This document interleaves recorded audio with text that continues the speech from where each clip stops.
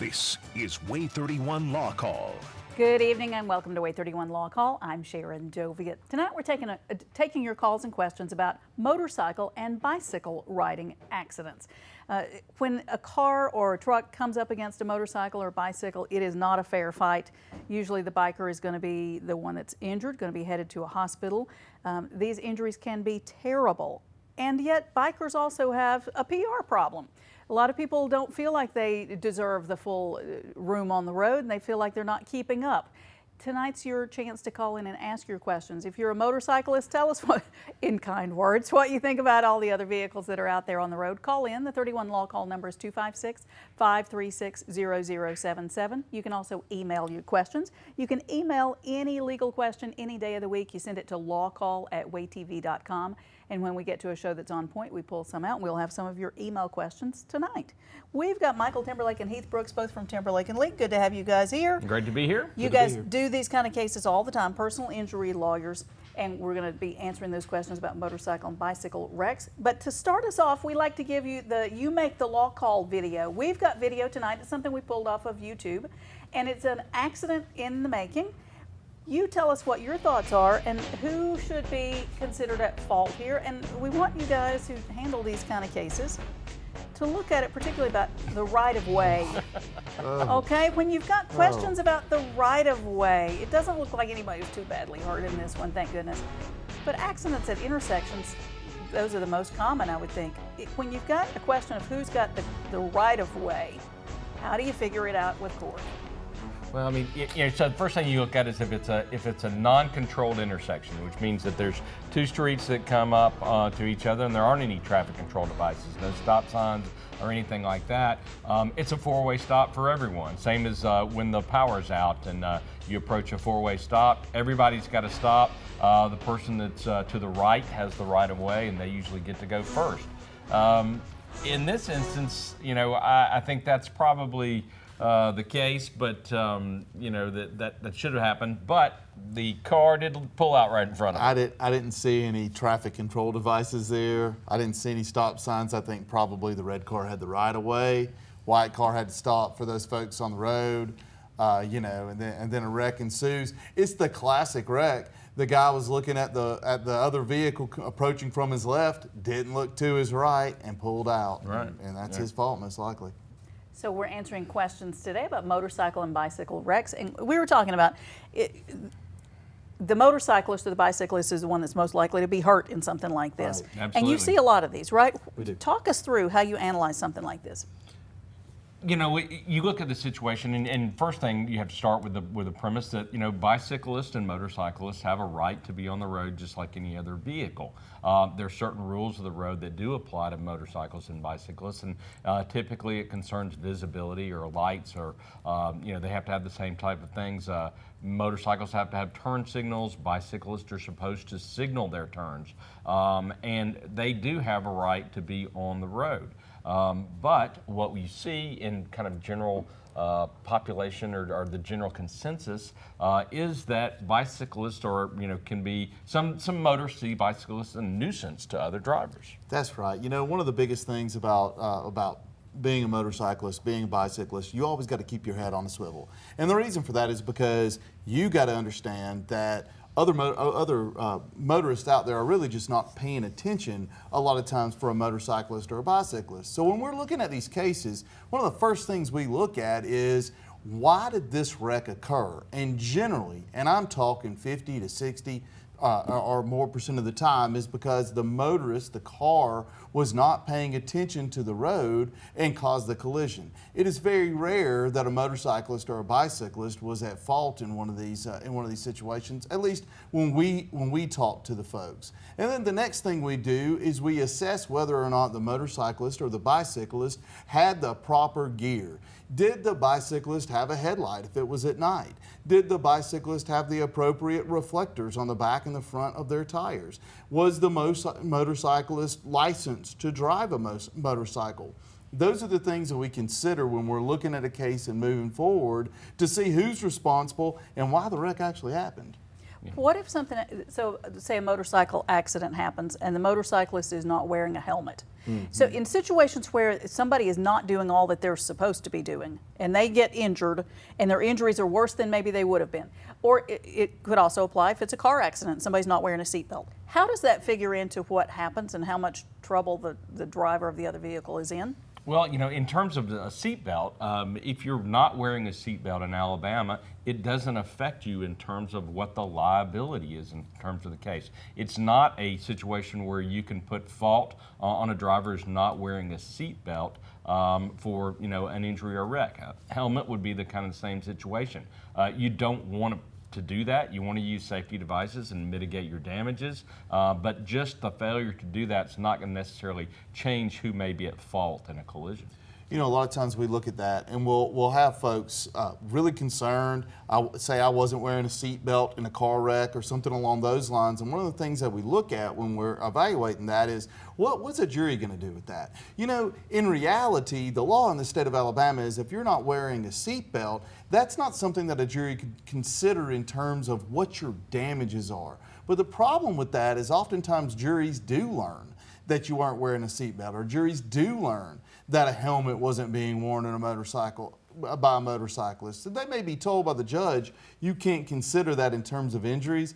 The reality is a lot of times they do. Yeah. And the reality is you need to wear your seatbelt. You're required to wear your seatbelt and you're required to wear your helmet, so you should do it. That's why you want lawyers that handle these kind of cases and have actually tried these cases to figure out what would a jury likely do if you're being offered a settlement, right? You want to know what's the best advice I can get. Yeah, these are different types of cases in terms of, a bicyclist or, it's like I tell my sons, just because you're doing what you should be doing, and bicyclists or motorcyclists may be doing that on the road, they may have every right to be there, they may be in the right lane, they may be, following all the traffic control devices they need to, but that doesn't mean that somebody else is not going to run over you and hurt you. So, in that situation, you really have to be hyper vigilant about where you are on the roadway in order to protect yourself. We've got some graphics here talking about motorcycle wrecks, and I think it's very interesting. So I think this is coming from you guys. 40% of motorcycle wrecks are caused by distracted driving. Sure. Would you assume that's the motorcyclist that's distracted, or the cars around it, or just everybody? The biggest thing you see in a motorcycle is that you have a lot of people that just say, I never saw. Yeah. Right. I never saw the motorcycle. I never saw the bicycle. I never saw them. And so the question then becomes, well, what were you looking at? And some people just naturally didn't see it. But distracted. They're distracted by either something else, their phone, or there's something in their car. Yeah. Okay. Okay. 70% of motorcycle accidents take place at an intersection. That's not surprising, I guess. That's not surprising. That's, at all. I would think that's consistent with most car wrecks. Okay. Most of them can occur at some type of intersection. And 80% result in injuries or death, compared to 20% in car wrecks. Yeah, that's just because you're on a motorcycle, you're on a bicycle, you get hit by a vehicle. A lot of folks don't think of 20 miles an hour being fast, but 20 miles an hour is really, really quick when you hit a motorcycle, or really, really quick when you hit a bicycle. You can have some significant injuries. Pavement comes up real fast, road rash. Just some terrible consequences when you hit a motorcyclist or a bicyclist. Most of the folks who get into a wreck on a motorcycle or a bicycle don't really walk away from it without having serious injuries. Yeah, they don't have the benefit of airbags or side curtains or any of the type of safety devices that motor vehicles have. We got this email question from Morgan. Morgan had written in saying, my cousin was seriously injured when his motorcycle hit an SUV. It's been suggested that my cousin was speeding, but the driver definitely turned in front of him. Can they somehow prove that, if they can somehow prove that my cousin was over the speed limit, does that mean his family has no claim against the driver? Ooh. That's almost every motorcycle case, every driver thinks the motorcycle's speed. Okay. And so that's really, okay, what if they were? You have to come through. What if they were? Well, what if they were speeding? We hear this all the time. I heard the motorcycle coming, because motorcycles are loud. Okay. I mean, you hear a motorcycle coming from a lot farther away than what you normally would in a regular car with a muffler on it. And so people naturally think, okay, look, this motorcycle was speeding, it was coming too fast.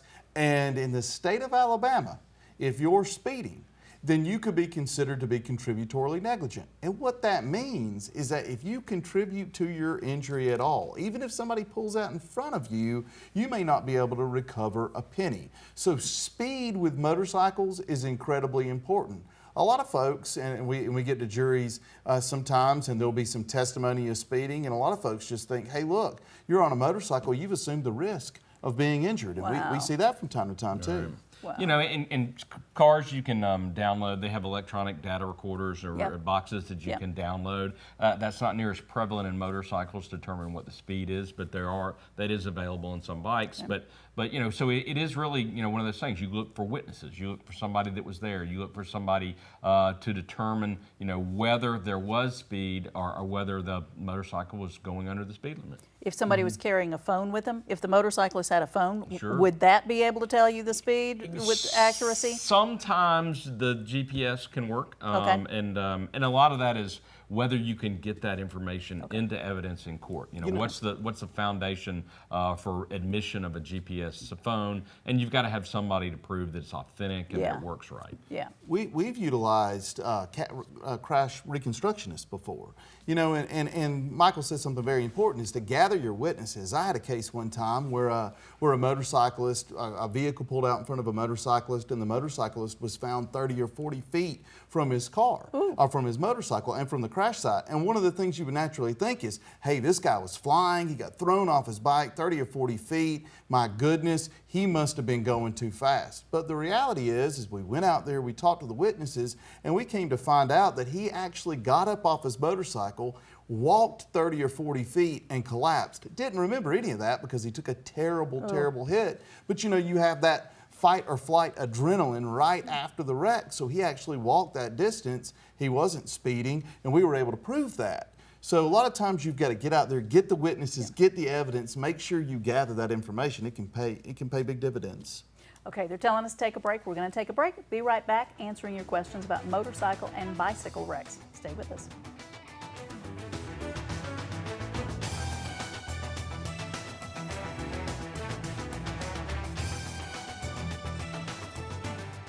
You're watching WAAY 31 Law Call, where lawyers come to help. Your rights, your calls, live. Hosted by family law attorney Sharon Dovian, with the personal injury attorneys of one of the Valley's most respected law firms, Timberlake and League. Featuring the knowledge of managing partner Michael Timberlake, with millions of dollars awarded to his clients. And the experience of attorney Will League, a strong courtroom fighter known for his commitment to winning. And the fellow partners of Timberlake and League Heath Brooks and William Meservey. This is WAAY 31 Law Call. Welcome back to 31 Law Call. Tonight we're talking about motorcycle and bicycle accidents. Calling your questions, the 31 Law Call number 536-0077. We've got with us Michael Timberlake and Heath Brooks, both from Timberlake and League, and they handle personal injury cases all the time. We were talking a little bit about road rage and bicycles. We're going to get to that in just a minute. But how about something good for a change? Yeah. There is an event that's coming up, the Race for Justice. What is this? So this is an event, an organization we support. There's the Madison County Volunteer Lawyer Program that basically it places people that can't afford lawyers in civil claims, not criminal claims, but in civil claims.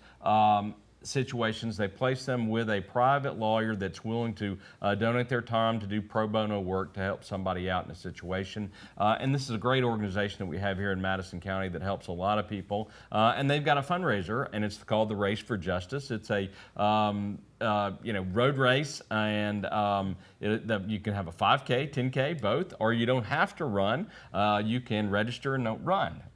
But it is coming up, and we're trying to support it. So if you're a runner, look at the QR code and tap it and figure it out. They still have some open slots for the race. It's a Labor Day weekend, and enjoy it and have a good time. What do you mean you can register and don't run? You got a sleep-in option. Yeah. Hey! You get a T-shirt. Sure. Register, you get a get a T-shirt, t-shirt. you sleep in, it's Labor Day, just like you would normally do.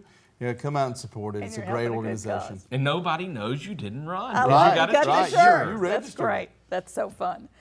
Okay, bicyclists and motorcyclists, bicycles especially, you're saying that there is an amount of road rage out there from car drivers seeing bicyclists and motorcyclists on the road? You know, we all drive up Bankhead Parkway. Yes, we do. And we've all gotten behind a bicyclist going Yes. up Bankhead Parkway. Yes, we love them. You More know, power to them. And a lot of times we see people behind the bicyclist that gets irritated about not being able to pass the bicyclist. They get mad and then they take an action.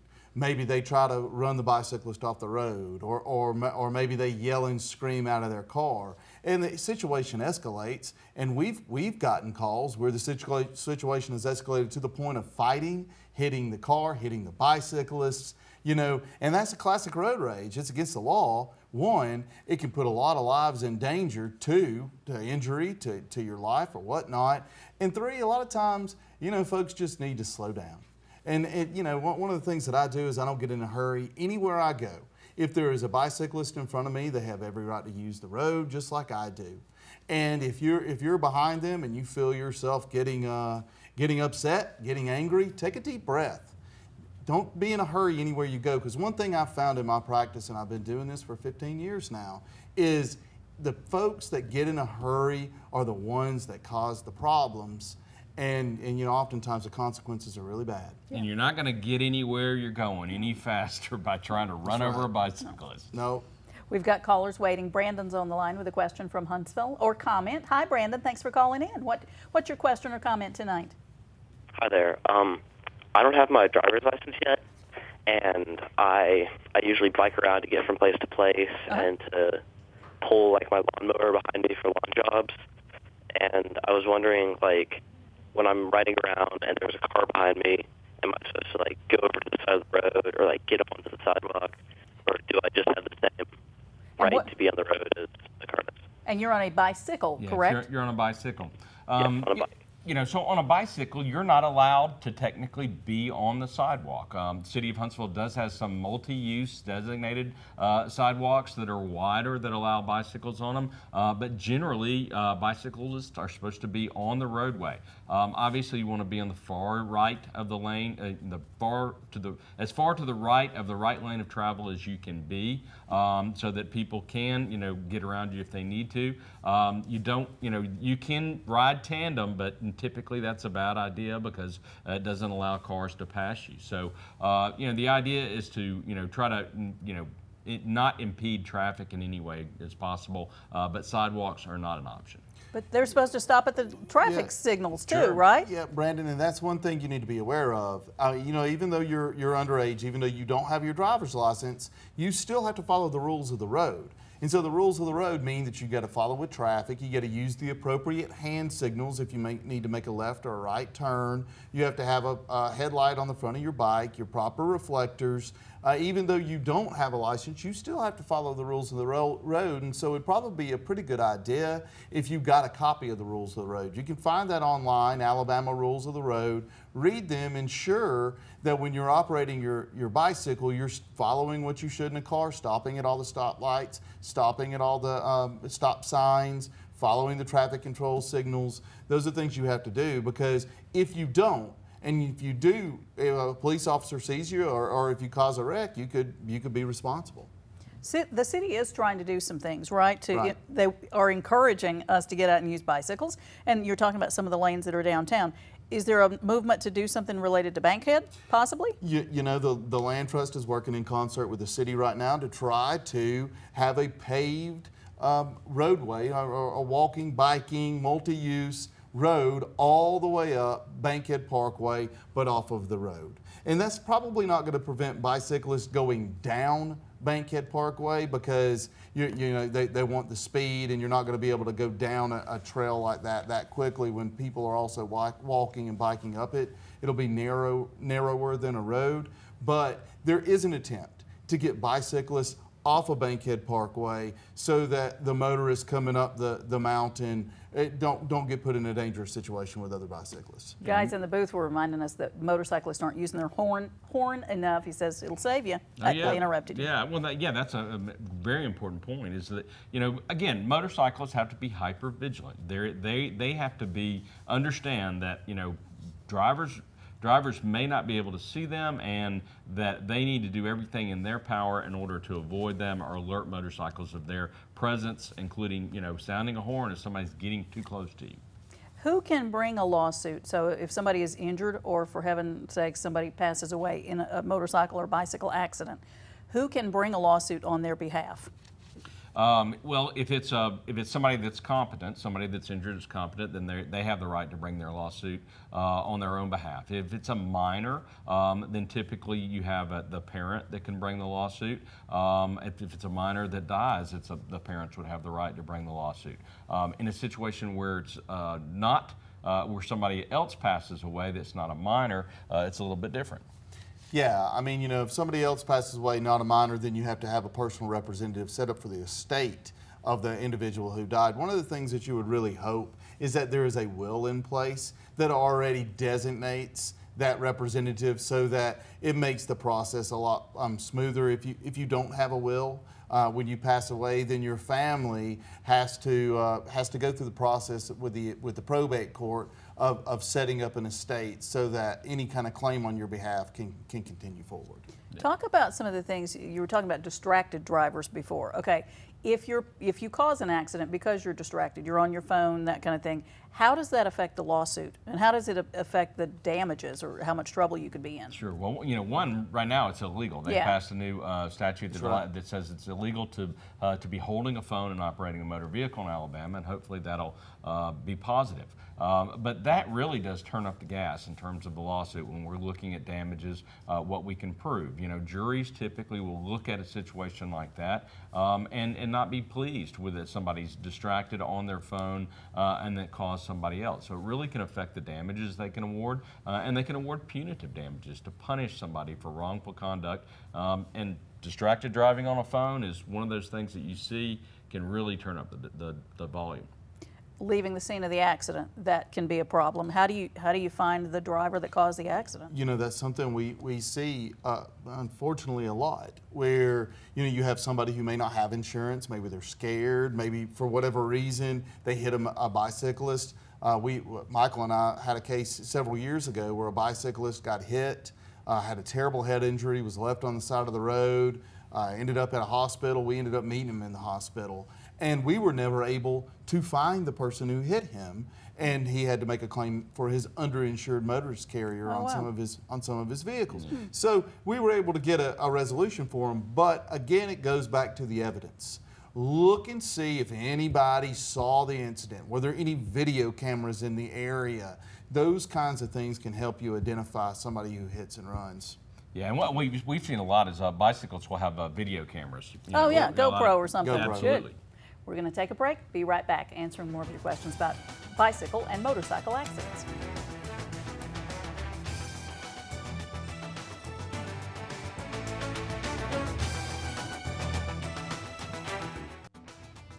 If you didn't get your questions answered tonight, here's how to get in touch with Michael Timberlake and Heath Brooks with Timberlake and League in Huntsville, 256-536-0770 or 800-804-2502. You can also check out law-injury.com and like them on Facebook, and you can learn more about the law that way. And Sharon practices family law right here in the Tennessee Valley. She does child custody, divorce, child support, those types of things. 256-539-7337, SharonFamilyLaw.com. Thank you, sir. Thank you for all your calls and questions. Good information, and stay safe on the road.